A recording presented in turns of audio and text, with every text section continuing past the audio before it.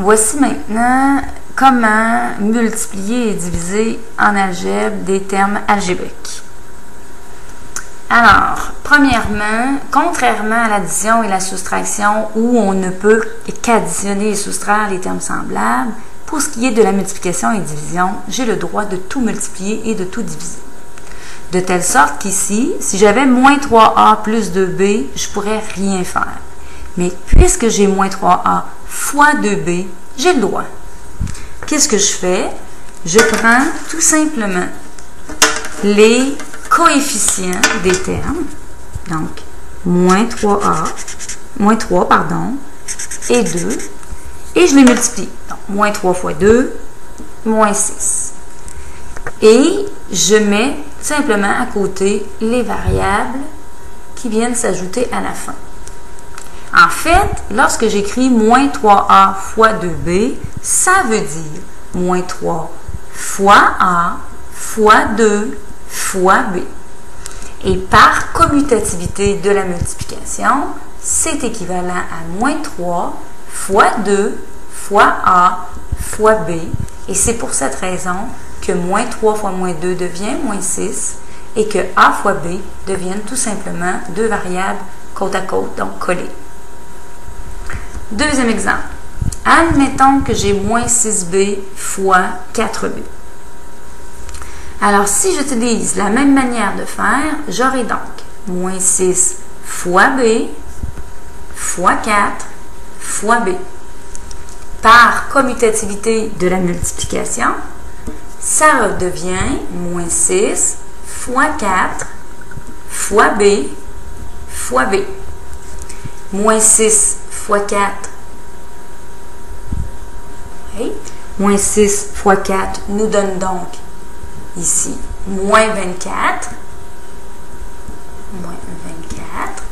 On va avoir le focus.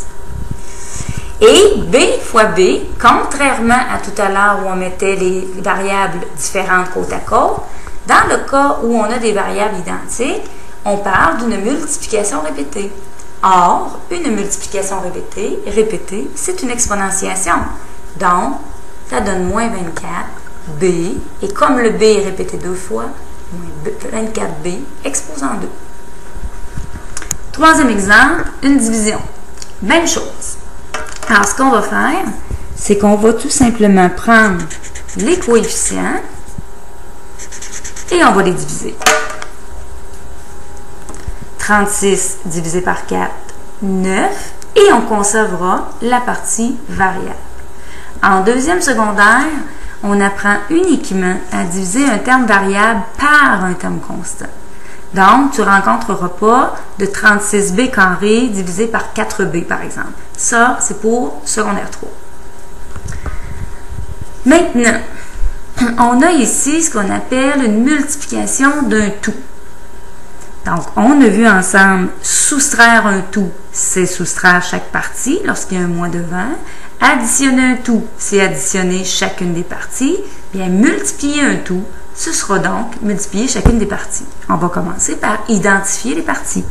Donc, dans ma parenthèse, j'ai deux parties, c'est-à-dire deux termes. 6AB et moins 4CD. Alors, ce qui est écrit ici, comme il n'y a pas de signe, par convention, le signe qui est ici est toujours une multiplication. Je vais donc faire 7 fois tout ça. Mais 7 fois tout ça, c'est la même chose que 7 fois chacune des parties. Alors, je commence. 7 fois 6 en B, ça donnera donc 7 fois 6, 42 AB. 7 fois moins 4, ça donnera donc moins 28 CD. Et ça reste comme ça, puisque ce ne sont pas des termes variables. Un deuxième. 8 fois, parenthèse, 11y carré plus 7xy. J'ai donc ici un tout. Je le sépare en parties, il y en a deux, et je multiplie 8 fois le tout, c'est-à-dire 8 fois chaque partie. Je commence. 8 fois 11y carré. Ça me donnera donc 8 fois 11, 88y carré. Et 8 fois 7xy, ça me donnera donc 56xy. Et ça reste comme ça, puisque ce ne sont pas des termes semblables. Finalement, ce qu'il nous reste à voir, c'est un tout divisé par une constante. Encore une fois, la division, le diviseur sera toujours un terme constant en deuxième secondaire, mais en troisième secondaire, ça apprendra à diviser avec un terme variable. Alors, qu'est-ce qu'on a? On a un tout qui est divisé par moins 3. C'est le même principe. Ce tout, on va le séparer en parties et c'est chacune des parties qui sera divisée par moins 3. Je commence donc 51 AB. Je ferai donc 51 divisé par moins 3. Ça donnera donc moins 17 et je conserve les variables AB.